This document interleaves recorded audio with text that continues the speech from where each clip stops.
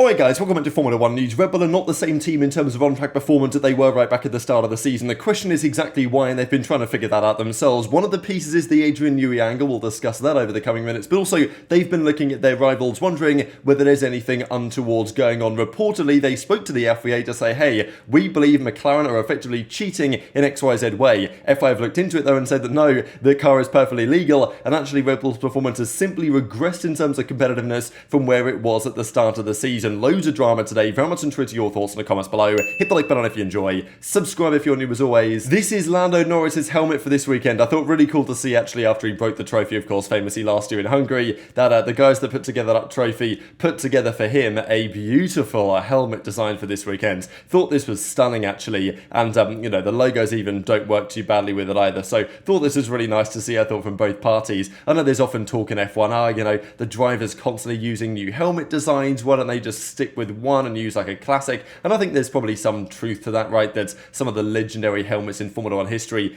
you didn't see Senna really pulling out a special livery on his helmet every other race. A lot of the times you do tend to see that nowadays from the drivers. I don't mind it a couple of times a year, maybe as frequently as it happens nowadays. I'd prefer that it didn't, but whatever. This I think is absolutely deserving of it, and look, we'll see if it's good or bad juju for the weekends. They didn't put a crack in it down the side, which of course is what happened last year. There was also this that was revealed, that Hamilton's W15 was, according to the FIA, randomly chosen for post-race checks after the British Grand Prix. You may well remember after the Austin Grand Prix last year, where both Hamilton and Leclerc were disqualified for the race for excess wear on their plank because they were randomly chosen for checks after the race. Now, okay, maybe there is some random element here, but realistically, it seems to be maybe slightly random, but with a massive bias towards the drivers that either win or end up in the top three. Because I don't really buy the idea that Hamilton, having won the race, was just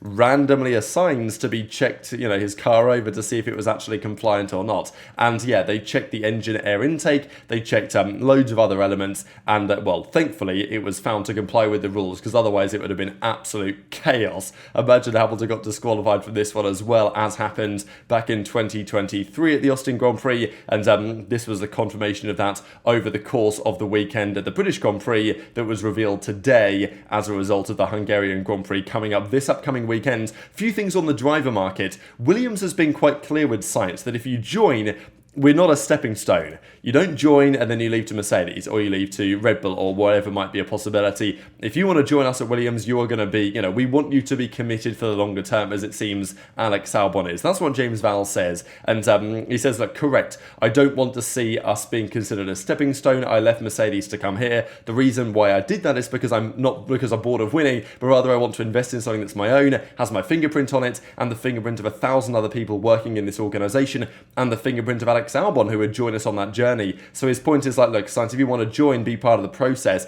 At the same time, though, it's interesting for Vowles just because there was initial speculation that still remains true to some extent, that potentially Vowles saw the Williams opportunity as a chance to go and get some experience as a team principal, and then to like return to Mercedes. Right? That's kind of the theory, is that when Toto Wolff decides he's had enough or he wants to step into a different role in the organisation, that's when Vowles would be well positioned to come back in. So either Vowles has changed his mind on that, and now he's very much committed to seeing through this Williams project for the longer term, which I'm kind of inclined to believe, or Vowles is just kind of saying this because it sounds better from a team point of view, although maybe he doesn't fully agree with that himself. I don't know. Intrigued to your thoughts in the comments below. The issue is for Sainz is that, well, not really an issue. He's not necessarily targeting Haas, but Haas is no longer an option. I think the BBC are now talking about this. Other sources are talking about this, that the Ocon to Haas deal is done. When Ocon was released fired, effectively you want to say, from Alpine, the feeling was that his options were basically Haas or bust. I mean, it was either Haas or it was probably going to be nowhere. Turns out it's going to be Haas.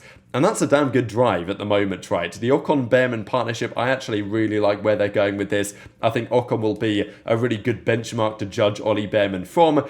he also is going to teach Ollie Bearman that, not to race it easy with your teammates, which, there's going to be some pros and cons to that, I'm sure, but I think it's going to be exciting to see. Ocon is an up-and-down driver, but on his day, he can be very good. And I actually think he might be one of the perfect guys to get the best out of Ollie Bearman as his teammate for the first year. So that apparently now is a done deal as well. There's also questions, obviously, what's happening at Red Bull? What happens next? I know that Tomo did a big video talking about all the changes in the driver market, which we didn't really expect, but is now possible based on the Sainz delay, the Perez situation, and we know that his gap before the Hungarian Grand Prix now is up to 137 points, which is more than 100, which means that if they want to get rid of him, they can. There were even new reports actually coming out yesterday that Perez, when he re-signed his deal, Red Bull only re-signed the extension if they said, look, Sergio, we're going to put these contract performance clauses in place now rather than from the start of next season, which is basically what they said. So it's a pretty good deal for Red Bull. They can say, okay, Perez performs, great. If he doesn't, great, we can get rid of him. And that's probably where they are right about now. Even for Perez, if they do kick him out after Spa,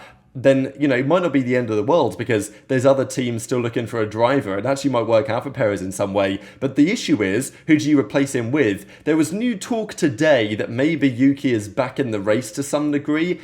Christian Horner is effectively the one that makes the decision here. Helmut Marko's power has been limited after that internal power struggle. So there's discussion that maybe Yuki could be in position just because of this whole Isaac Hadjar situation, right? If you guys aren't familiar, Hadjar's performing really well right now as a Red Bull rookie guy in Formula 2. And obviously there's lots of talented drivers down there, and the Prema situation with the fact that their car isn't so good, it's kind of shaping up to some degree to be like, okay, how much does this really mean? But at the end of the day, Hadjar's performed very well down there, and I think some of his characteristics as a driver are quite familiar to Red Bull, right? He's pretty loud on the radio, he's got these kind of personality traits which are quite similar to other drivers that have done well in the Red Bull system, so I think they probably quite like him. And there's now talk that maybe Lawson Hadjar as a team at VCARB or RB could be an option, with Ricciardo then falling out. But I just wonder, if Horner's really making the decisions, I don't see Ricciardo going anywhere, at least not off the team entirely. So I guess then some of the question is about Lawson, because he did that test at Silverstone after the Grand Prix in the RB19,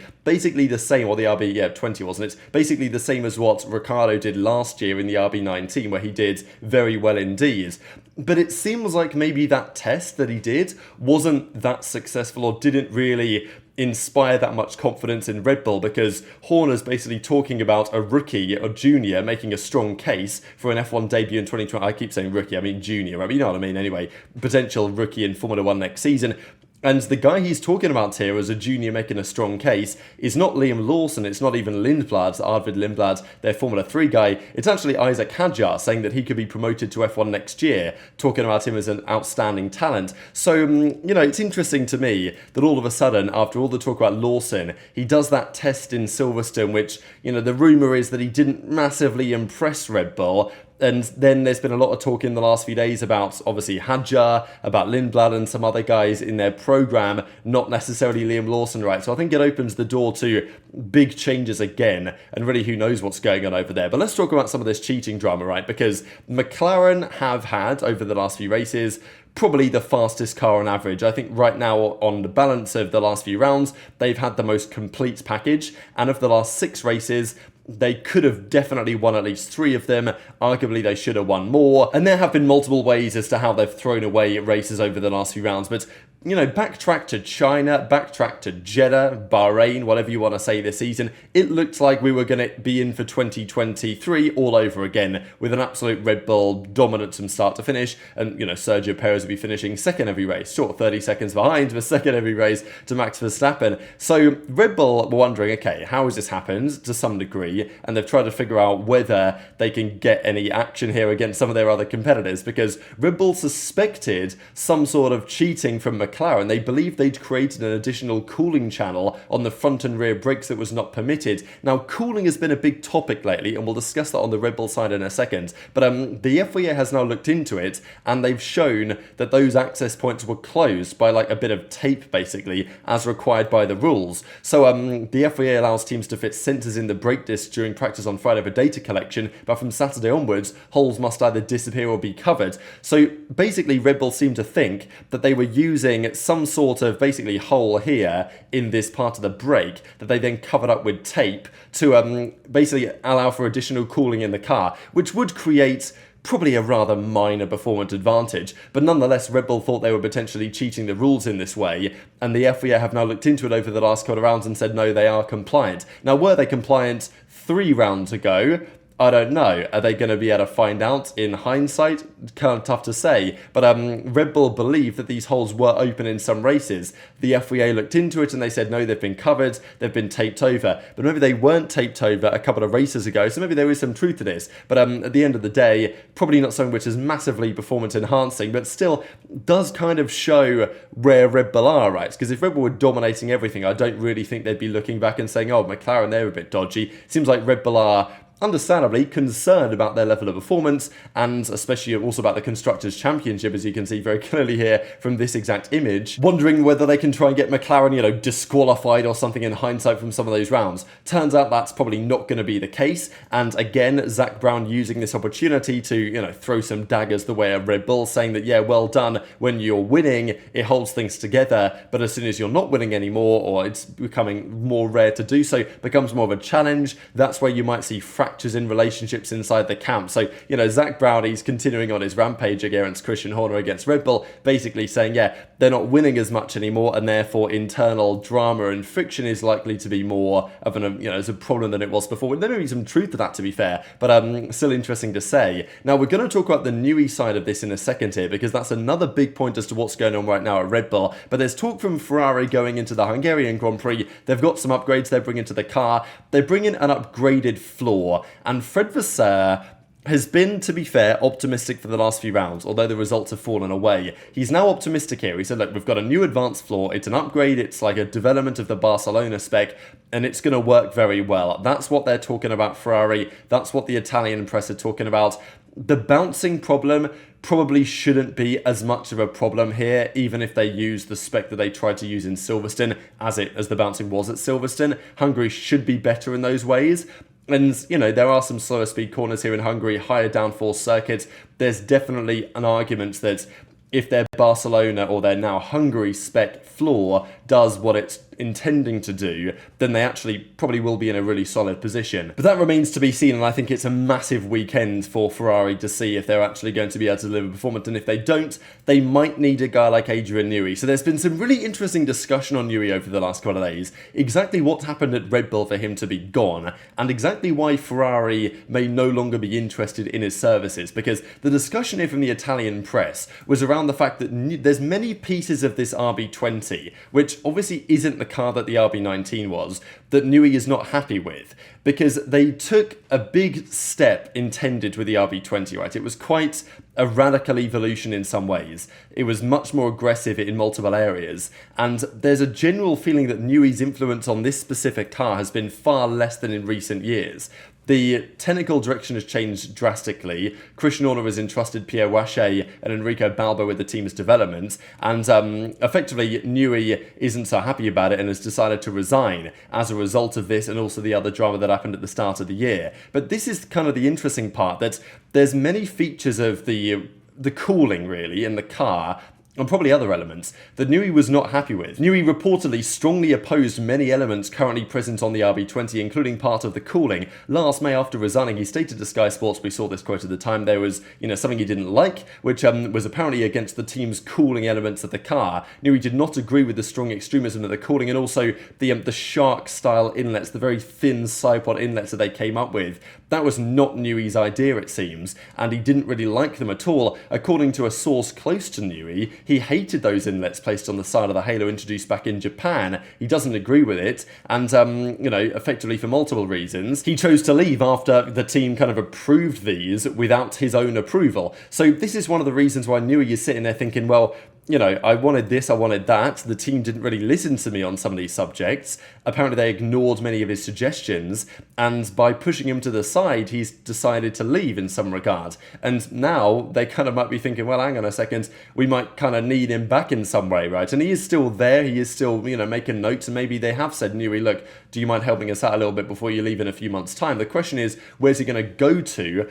Could that be Ferrari, right? I think if what we've discussed there is true, it really does go to show how much of, you know, a technical genius Newey is, and if you don't listen to him, all of a sudden you can run into some serious problems. But what's going on at Ferrari? Because over the last couple of weeks, there's been a feeling that if Newey's going to go anywhere, it's more than likely going to be either Aston or potentially McLaren, because Ferrari are no longer interested. Now, this apparently is because of this. Sources close to Ferrari have told BBC Sport, this is from an Andrew Benton article that he put out, I think, yesterday, that Chief Executive Officer Benedetto Vigna has balked at the level of salary Newey commands, and that there was a concern he would have too much power and could override the system in the company. And however, other sources reject that claim and say that it's still possible and it's still very much a thing that could happen. But this is the problem, if this is true, with the Ferrari politics, right? Doesn't matter what Vasseur does, doesn't matter what John Elkann does, doesn't matter, you can pay Lewis Hamilton, you know, $100 million, right? Like, they literally put a free pen and paper out there to Hamilton to say, what do you want? We'll give it to you. Like, they've spent all the money on that, and now they're kind of like skimping on the salary for Newey. I don't really understand it. The only explanation that I really have for this is that it's kind of like this classic Ferrari thing where, sure, winning is nice, but we like our traditions. We like things to be as they are. And, you know, Vigna apparently is not so happy that Newey might override the system in the company. But it's not like this system in the company has been producing championships, right? Like, surely that's why you sign Newey, is to say, yeah, Newey, come in. What do you, like, how do we win championships again with this team? What do you want to do to the technical structure? Like, how do we think we should go about this? That's the whole point, isn't it? To override the system in the company that hasn't won a championship for the last 15 years, like coming on 2 decades in a couple of years' time. Like, the whole plan was to stop that from 2026. But this is the issue with Ferrari. And even if Newey does eventually, they say, all right, you know what, we will give you what you want, or, you know, just because Newey's going to get bid up, isn't he, by Aston or by McLaren and whatever, so Ferrari are going to have to pay some serious money, and he's probably going to have to move to Italy. There's going to be cost involved there to make it happen. But yeah, if Ferrari do pull the trigger, Newey might be thinking, damn, like, do I like what I'm getting myself into here, given the kind of shadow that lurks over Ferrari with those kind of back-end politics, which, even with Vasseur in charge, do not necessarily seem to have gone away. So very much intrigued to your thoughts in the comments below. This is the forecast, by the way, for this weekend's Hungarian Grand Prix. Seriously hot is what it's looking like. Hot temperatures, probably high degradation.